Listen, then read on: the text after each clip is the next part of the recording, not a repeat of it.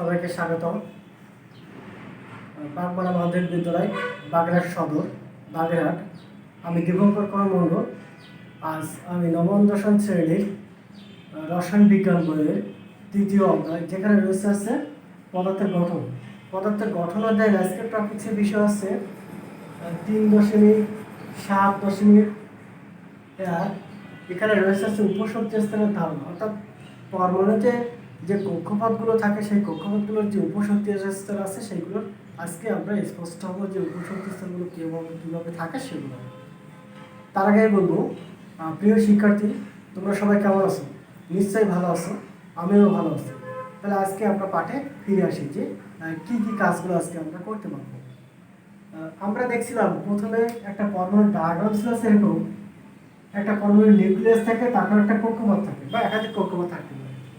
এই কক্ষপথগুলোতে, অর্থাৎ এগুলোকে আছে বলা যায় একটা প্রধান কক্ষপথ। এটা হচ্ছে 1 নম্বর কক্ষপথ, এটা হচ্ছে 2 নম্বর কক্ষপথ।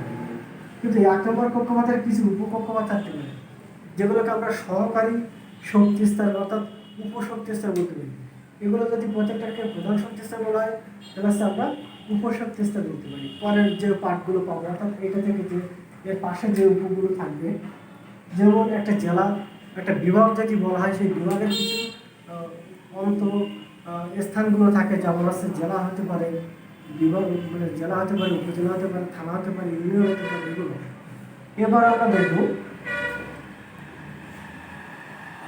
আমরা দেখছিলাম প্রধান শক্তি স্তরকে সাধারণত আছে এন দ্বারা প্রকাশ করা হয়। এন ছিল আছে প্রধান শক্তি স্তর, এই প্রধান শক্তি স্তর। এটি ছিল আছে। এরপর দেখবো সহকারী শক্তি স্তর বা উপশক্তি স্তর। উপশক্তি স্তর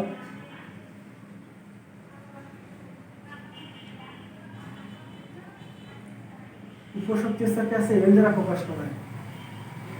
প্রধান শক্তি স্তর অর্থাৎ এন সাধারণত এগুলো কোয়ান্টাম সংখ্যা থেকে আসছে। যে কোয়ান্টাম সংখ্যার শক্তি স্তরে আকার প্রকাশ করে তাকে আমরা প্রধান কোয়ান্টাম সংখ্যা বলি। একে এ দিয়ে প্রকাশ করা হয়। এর মান হতে পারে 1 হতে পারে, 2 হতে পারে, 3 হতে পারে, 4 হতে পারে, ইত্যাদি হতে পারে। আর সহকারী কোয়ান্টাম সংখ্যা যেটাকে এল দিয়ে প্রকাশ করা হয়, সহকারী কোয়ান্টাম সংখ্যা কাকে বলে আমার সংখ্যা যদি হয়, তাহলে আমরা বলতে পারি যে কোয়ান্টাম সংখ্যা শক্তি স্তরে আকৃতি প্রকাশ করে। আর কোয়ান্টাম সংখ্যা প্রধান যেটা ছিল সেটা কিন্তু হচ্ছে আকার, এটা হচ্ছে আকৃতি প্রকাশ করে। যে কোয়ান্টাম সংখ্যা শক্তি স্তরের আকৃতি প্রকাশ করে তাকে আমরা সহকারী কোয়ান্টাম সংখ্যা বলতে পারি। সহকারী কোয়ান্টাম সংখ্যাকে আছে এল দ্বারা প্রকাশ করা হয়। এল এর মান হবে এল ইকুয়াল হবে 0 থেকে n - 1 পর্যন্ত। কেমন হয় সেটা একটু দেখি। যদি n ইকুয়াল টু আমরা 1 চিন্তা করি, তাহলে l এর মান কত হবে? n ইকুয়াল টু 1 হবে। l ইকুয়াল টু কত হবে? 0 থেকে l এর মান কিন্তু বসিয়ে দিতে হবে, অর্থাৎ 0 থেকে 0 থেকে লিমিটের মান কিন্তু 0, অর্থাৎ এই 0 হয়। তাহলে আমরা এখানে কি কি নিয়েছিলাম? n ইকুয়াল টু কত মান নিয়েছিলাম? 1 নিয়েছিলাম। l ইকুয়াল টু কত পাচ্ছি? 0 পাচ্ছি। তাহলে l ইকুয়াল টু যখন 0 আসে তখন আছে s অর্বিটাল আসে, s অর্বিটাল আসলো। তাহলে এখানে কি কি গঠন সম্ভব সেটা একটু করি, কারণ পরীক্ষা আসতে পারে যে 1s গঠন সম্ভব কি 1p গঠন সম্ভব কি 1d না 1df। এবার আমরা দেখব n এর মান কত পাচ্ছি? 1 পাচ্ছি। আর l ইকুয়াল টু 0 হলে আমরা s অর্বিটালকে লিখে থাকি। সাধারণত আছে 1s সম্ভব, এটা সম্ভব। কিন্তু যদি পরীক্ষার কোশ্চেন করা 1p 1d 1f গঠন সম্ভব কিনা, এগুলো কিন্তু একটাও সম্ভব না। শুধুমাত্র আমরা ডিজিট পাইছি কটা? একটা, সেটাও আছে 0 ডিজিট। সেক্ষেত্রে আমরা বলতে পারি শুধুমাত্র 1s গঠন সম্ভব, n ইকুয়াল টু 1 হবে। তাছাড়া আর কোনোটাই গঠন সম্ভব নয়। 1p 1d 1f এর কোনোটি গঠন সম্ভব নয়। এরপর দেখবো n ইকুয়াল টু 2 হলে কি কি হয়।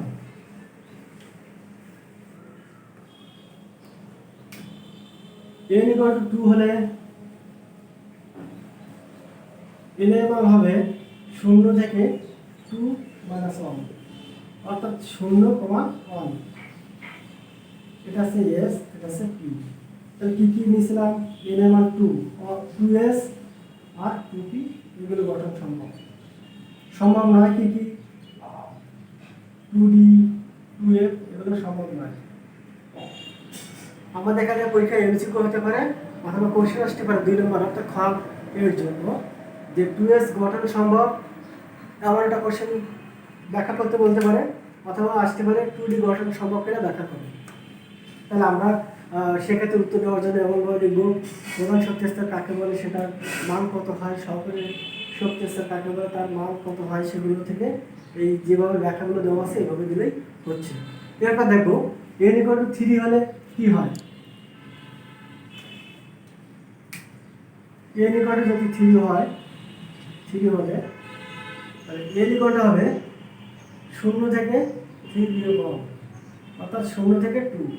তাহলে এক্ষেত্রে মান কত কত হয় 0 1 আর 2 S E D কি কি সম্ভব 3S 3T 3D এগুলো সম্ভব, কিন্তু 3F কিন্তু সম্ভব নয়। তাহলে আমরা এখানে কোন কোন অরবিটালগুলো সম্ভব সেগুলো কিন্তু দেখলাম। এরপর দেখবো n=4 হলে কি কি হয়। n=4 হলে n হবে 0 থেকে 4 - 1 অর্থাৎ 0 থেকে 3 0, 1, 2, 3 S P D A। তাহলে কি কি সম্ভব 4S 4P 4D 4F এগুলো সম্ভব। এই কিন্তু আমরা শিখলাম যে SPDF কোনগুলো সম্ভব কোনগুলো সম্ভব নয় সেগুলো। এরপর এখান থেকে আরো একটি কোশ্চেন আসে, সেটা হচ্ছে যে এস এ 2টি ইলেকট্রন থাকে বা পি তে 6টা ইলেকট্রন থাকে বা ডি তে 10টা থাকে এফ এ 14টা থাকে, এগুলো কিভাবে থাকে সেগুলো দেখার জন্য। অর্থাৎ এস এ যে আমরা দুটো লিখছি সেটা কি কোনো নিয়ম আছে না এমনি লিখে দিচ্ছি, বা পি তে 6টা থাকে সেটাও কি কোনো নিয়ম আছে না ইচ্ছামতো লিখছি, সেগুলো কিন্তু আছে নিয়ম আছে, অবশ্যই কোনো কিছু ইচ্ছামতো হয়নি। যেহেতু আমরা এস এ দুটো ইলেকট্রন ধরে দেখছি কিভাবে হয় সেটা একটু প্রমাণ করি। উপশক্তি স্তরে ইলেকট্রন ধারণ ক্ষমতা দেখবো এখন। যেমন আমরা প্রথমে অর্থাৎ এর পূর্বে ক্লাসে শিখছিলাম যে যে কোনো প্রধান শক্তি স্তরের ইলেকট্রন ধারণ ক্ষমতা আছে 2n²। ঠিক সেরকমভাবেই উপশক্তি স্তরের অর্থাৎ যে কোনো প্রধান উপশক্তি স্তরের ইলেকট্রন ধারণ ক্ষমতা আছে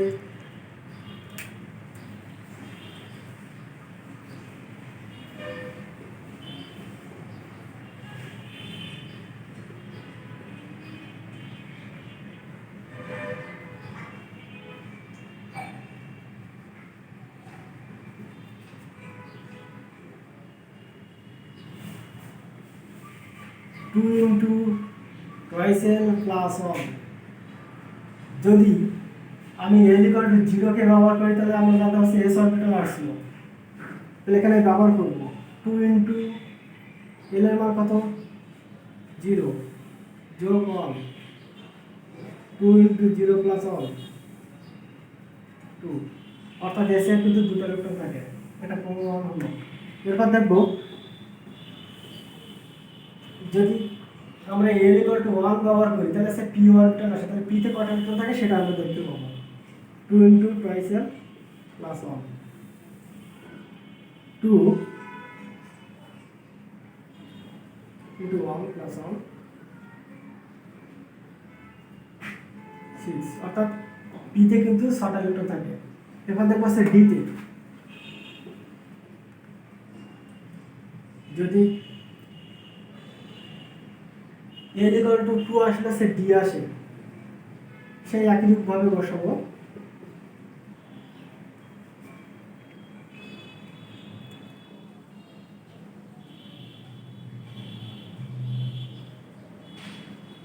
মোট হচ্ছে 10 অর্থাৎ d তে কটা ইলেকট্রন থাকে তাহলে 10টা পেলাম। এরপর দেখবো সে f এ কতগুলো ইলেকট্রন থাকে সেগুলো 2 × 2l + 1 এখানে d আসলে 3 আসলে f আসে,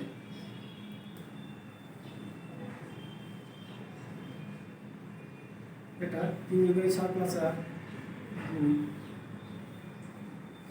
2 × 7 সমান হচ্ছে 14, এর সমান হচ্ছে 14। অর্থাৎ আজকের ক্লাসে প্রমাণগুলো যে উপশক্তি স্তরে যে ইলেকট্রনগুলো থাকবে, অর্থাৎ উপশক্তি স্তর বলতে এখানে বোঝা যাচ্ছে S orbital, P orbital, D orbital, F orbital, এগুলো কিন্তু আসছে। আমরা এবারে দেখব এস, পি, ডি, এফ এগুলো কিভাবে বিন্যস্ত ছিল, ডায়াগ্রাম একটু দেখবো খেয়াল করে।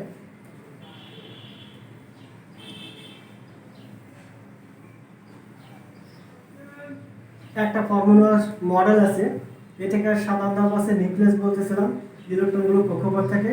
এটা হচ্ছে দ্বিতীয় নম্বর কক্ষপথ, এটা হচ্ছে 1 নম্বর কক্ষপথ। যেটা আমি দ্বিতীয় নম্বরের কথা বলি, তাহলে আমরা দেখছিলাম 2s আর 2p গঠন সম্ভব ছিল।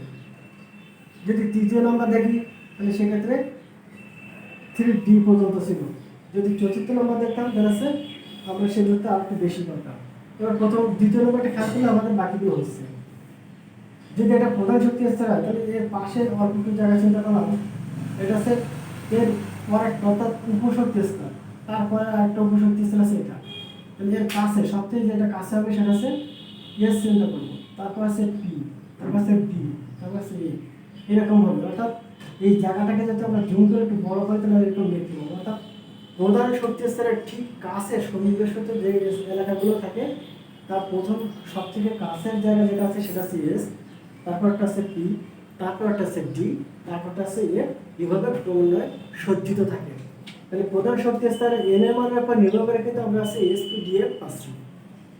তাহলে আজকের ক্লাসে স্পষ্ট হলো যে আমরা উপশক্তি স্তরগুলো কোথায় কিভাবে বিন্যস্ত আছে একটা প্রধান শক্তি স্তরের সাথে, অর্থাৎ একটা পরমাণুর মধ্যে।